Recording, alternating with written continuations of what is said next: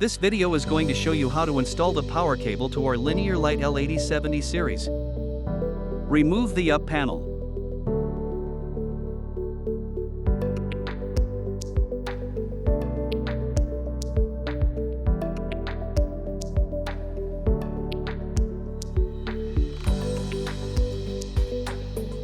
Remove the knockout from the power feed side.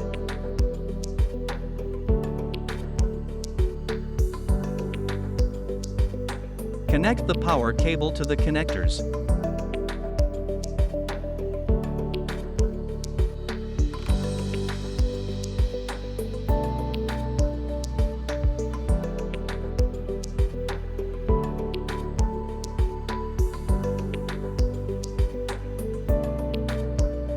Fasten the power cable.